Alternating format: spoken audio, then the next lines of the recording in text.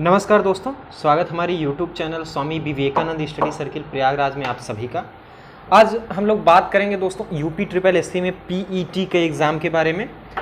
तो मैं क्या कर रहा हूँ, जैसे PET एग्ज़ाम का जो डेट है वो आ चुका है, डेट उसके बारे में हम बताएंगे आपको। उसके लिए क्या कर रहे हैं, एक प्रैक्टिस सेट जारी कर रहे हैं जिसमें आपको प्रश्न दिए जाएंगे, आपको उसके उत्तर बताने हैं। इससे पहले हम अभ्यास शुरू करें, जो सरकार ने एग्ज़ाम डेट की नोटिस दी है उसको हम देख लेते हैं। पहले आप यहाँ पे सरकार की नोटिस देख सकते हैं। क्या दिया गया है कि उत्तर प्रदेश अधीनस्थ सेवा चयन आयोग के विज्ञापन संख्या फला में इसमें दिया हुआ है कि प्रारंभिक अर्हता परीक्षा यानी PET 2021 की लिखित परीक्षा दिनांक 20/8/2021 को 2 पालियों में आयोजित किया जाएगा। यानी 20 अगस्त को एग्ज़ाम होना तय हो गया है। 2 पालियों में, एक सुबह एक शाम, 2 पालियों में एग्ज़ाम कराए जाने हैं। तो गवर्नमेंट की तरफ से ये नोटिस दी गई है। तो इसके मद्देनज़र रखते हुए हमें एक तैयारी को मजबूत करनी है, क्योंकि अब ज़्यादा दिन रह नहीं गया है।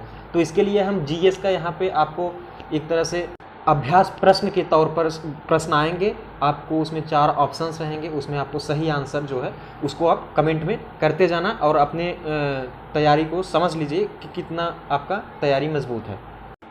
और हाँ, एक चीज़ और ध्यान दीजिएगा, ये अभ्यास प्रश्न जो है ये रात को 8 बजे रोज़ाना प्रतिदिन 8 बजे रात को ये प्रश्न आएंगे और आप लोग 8 बजे ज़रूर आ जाइएगा इस पर।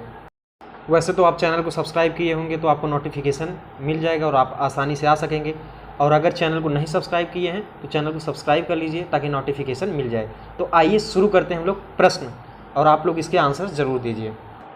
दोस्तों, पहला प्रश्न क्या है कि बुद्ध ने अपना पहला उपदेश कहाँ दिया था? जल्दी से बता दीजिए, कहाँ पे दिया था? कुशीनगर या सारनाथ या अयोध्या वाराणसी? चारों में से कौन सा सही हो जाएगा ऑप्शन? बुद्ध ने अपना पहला उपदेश, तो सही ऑप्शन क्या हो जाएगा? बुद्ध ने अपना पहला उपदेश दिया था सारनाथ। सारनाथ कहाँ है? वाराणसी में। अच्छा, इन प्रश्नों के साथ मैं थोड़ा कुछ ना कुछ आपको एक्स्ट्रा बताता रहूँगा जो आपके एग्जाम में आ सकता है। तो बुद्ध ने पहला उपदेश दिया था सारनाथ में। कहाँ दिया? सारनाथ। ऑप्शन नंबर 2 सही होगा। और इसे बौद्ध ग्रंथों में क्या कहा जाता है? जब वो पहला उपदेश देते हैं तो बौद्ध ग्रंथों में क्या कहा जाता है? इसे कहा जाता है धर्म चक्र प्रवर्तन। ऑप्शन नंबर बी सही हो जाएगा, सारनाथ। चलिए आते हैं दूसरे प्रश्न पर। 4 ऑप्शन दिए गए हैं। रामलीला, दूसरा है रासलीला, तीसरा अहिर नृत्य, चौथा है गिद्धा नृत्य। कौन सा आपको लगता है? अगर आपने पढ़ा होगा तो अहिर नृत्य, रासलीला और रामलीला ये कहाँ के लोक नृत्य हैं? ये हैं उत्तर प्रदेश के तीनों। रामलीला, रासलीला और अहिर नृत्य ये तीनों उत्तर प्रदेश के लोक नृत्य है। जबकि गिद्धा नृत्य जो है वो कहाँ का लोक नृत्य है? वो पंजाब का है। तो यहाँ पे ऑप्शन नंबर डी सही हो जाएगा। गिद्धा नृत्य जो है वो उत्तर प्रदेश का लोक नृत्य नहीं है।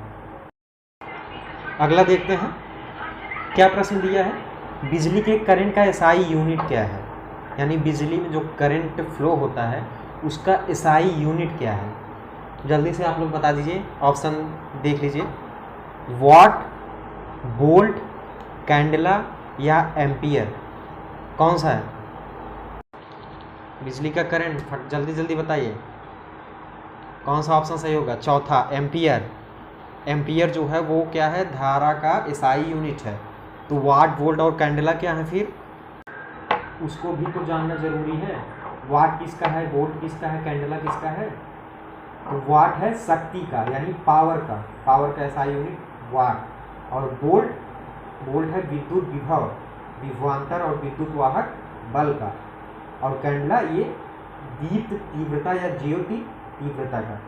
तो आपको समझ में आया बिजली के करंट का SI unit ampere. Option number चौथा सही हो जाएगा।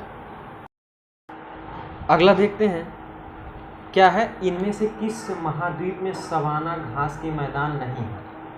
यानी कौन सा ऐसा महाद्वीप है जहाँ पे सवाना घास का मैदान नहीं है? जल्दी से बता दीजिए आप लोग। अफ्रीका, यूरोप, अमेरिका या फिर ऑस्ट्रेलिया?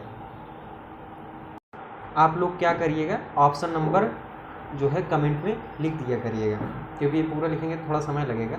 तो अफ्रीका, यूरोप, अमेरिका, ऑस्ट्रेलिया कौन सा है? यहाँ पे सही हो जाएगा यूरोप महाद्वीप। यूरोप महाद्वीप में सवाना घास का मैदान नहीं पाया जाता। सवाना घास के मैदान आमतौर पर बहुत सूखे जगहों पे पाया जाता है। तो सूखे जगहों में अगर बात करें तो अमेरिका महाद्वीप, ऑस्ट्रेलिया महाद्वीप और ये पूरा दक्षिण पूर्व एशिया का जो क्षेत्र है, यहाँ पर सवाना घास का मैदान पाया जाएगा। तो ऐसे प्रश्न पूछा जा सकता है, लेकिन हो सकता है ये ऑप्शन में न दिया हो, कुछ दूसरा शहर का, किसी देश का नाम दे दे।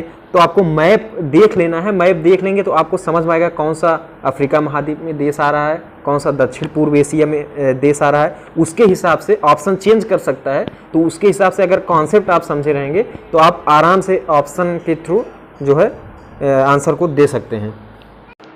और दोस्तों, इन प्रश्नों का जो PDF है वो आपको टेलीग्राम चैनल पर मिल जाएगा। और टेलीग्राम चैनल ज्वाइन करने के लिए आपको डिस्क्रिप्शन बॉक्स में जाएंगे तो वहाँ पे लिंक होगा, वहाँ से आप डायरेक्ट थ्रू टेलीग्राम चैनल पर जा सकते हैं और चैनल को ज्वाइन कर लेंगे वहाँ पे, तो आपको PDF जो है वो आसानी से अवेलेबल रहेगा वहाँ पर।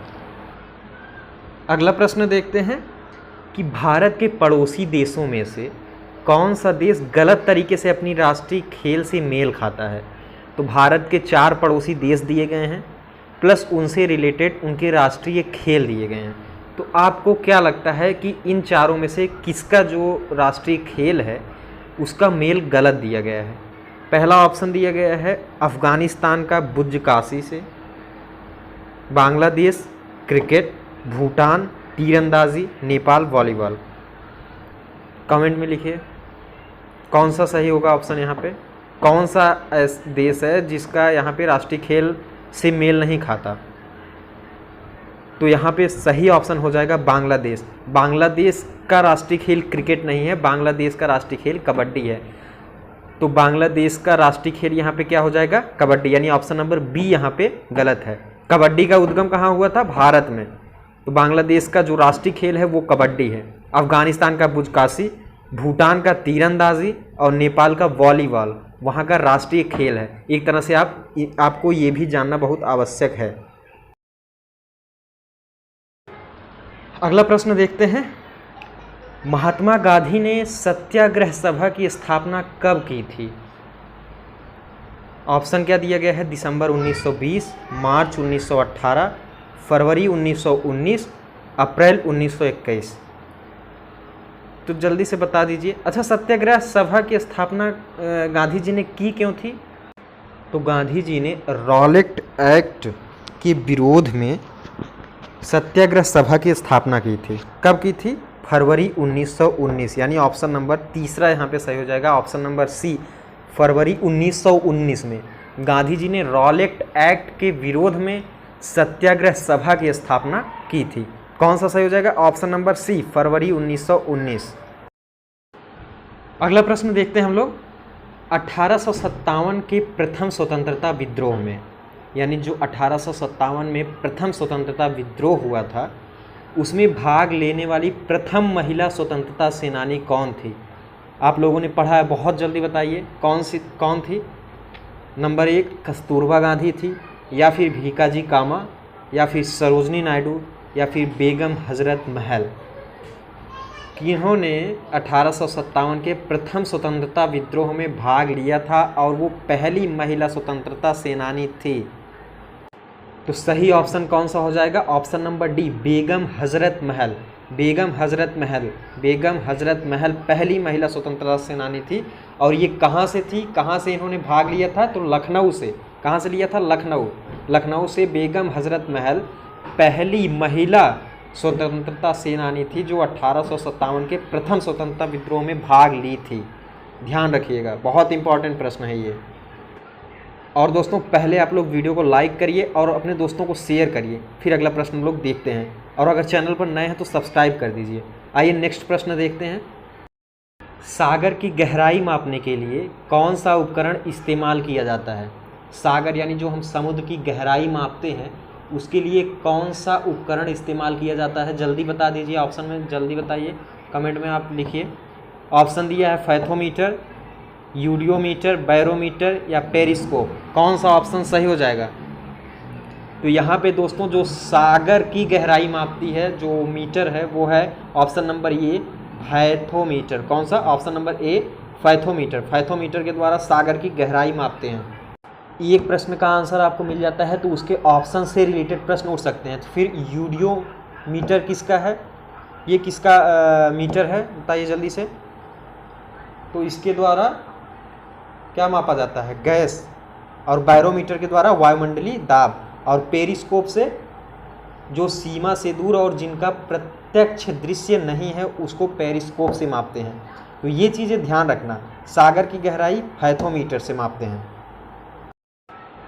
अगला देखते हैं, जल स्थानांतरण के सिद्धांत की खोज का प्रतिपादन इनमें से किसने किया। जल स्थानांतरण किसने किया था, न्यूटन ने, या फिर आर्किमिडीज, या फिर जॉन डाल्टन, या केपलर। किन्होंने जल स्थानांतरण सिद्धांत की खोज की थी, जल्दी से बता दीजिए। तो यहाँ पे सही हो जाएगा आर्किमिडीज। आर्किमिडीज का सिद्धांत पे जल स्थानांतरण सिद्धांत उन्हीं का था, आर्किमिडीज का। तो ये चीज़ ध्यान रखना, ऑप्शन नंबर बी सही हो जाएगा यहाँ पे, आर्किमिडीज। उन्होंने जल स्थानांतरण सिद्धांत का की खोज किया था, एक तरह से प्रतिपादन किया था। तो ध्यान रखिएगा ऑप्शन नंबर बी। आइए अगला देखते हैं, प्रायद्वीपीय भारत का दक्षिणी छोर कन्याकुमारी स्थित है। प्रायद्वीपीय भारत मतलब आप समझ रहे हैं साउथ इंडिया में जो दक्षिणी छोर कन्याकुमारी है वो स्थित है। 4 ऑप्शन दिए हैं, मकर रेखा के दक्षिण में, भूमध्य रेखा के उत्तर में, कर्क रेखा के उत्तर में, या फिर भूमध्य रेखा के दक्षिण में। बहुत ही आसान है, आप लोग बता सकते हैं। यहाँ पे कौन सा ऑप्शन सही हो जाएगा, ऑप्शन नंबर बी, भूमध्य रेखा के उत्तर में। भूमध्य रेखा के उत्तर में भारत के दक्षिणी जो दक्षिणी बिंदु है कन्याकुमारी वो स्थित है भूमध्य रेखा के उत्तर में, यानी ऑप्शन नंबर बी यहाँ पे सही हो जाएगा। दोस्तों वीडियो को आप लोग लाइक करिए, जो लोग चैनल पर नए हैं वो चैनल को सब्सक्राइब कर दीजिए, क्योंकि यहाँ पर आपको रोज़ यूपी ट्रिपल एससी में पीईटी का जो एग्ज़ाम होना है उसके लिए क्या करना है, आपको यहाँ पे प्रैक्टिस सेट अवेलेबल रहेगा, चाहे वो जीएस का हो या हिंदी का हो, दोनों प्रैक्टिस सेट हम यहाँ पे आपको अवेलेबल कराएंगे। तो इसके लिए आप चैनल को सब्सक्राइब कर दीजिए ताकि आपको जब ये प्रैक्टिस सेट स्टार्ट हो आपको नोटिफिकेशन उसका चला जाए और आप वीडियो पर आ सकें, और अपने दोस्तों को शेयर करिए। तो इतने प्रश्न आज थे, फिर मैं नेक्स्ट में और प्रश्न जो है नेक्स्ट क्लास में और ज़्यादा प्रश्न लेके आऊँगा, और बिल्कुल थोड़ा सा विस्तृत रूप में हम लोग बात करेंगे और आसानी से आप लोग क्वेश्चन को सॉल्व कर पाएंगे, और कमेंट में उसका आंसर देते रहिएगा। और हाँ, इसके पीडीएफ के लिए जो प्रश्न है इसका जो पीडीएफ है आपको टेलीग्राम चैनल पर मिल जाएगा। टेलीग्राम चैनल का लिंक आपको डिस्क्रिप्शन बॉक्स में लिखा हुआ है, वहाँ पे आप जाकर डायरेक्ट ज्वाइन कर सकते हैं और पीडीएफ को डाउनलोड कर सकते हैं। तो और चैनल को सब्सक्राइब कर दीजिएगा ज़रूर। बहुत बहुत धन्यवाद आप सभी का।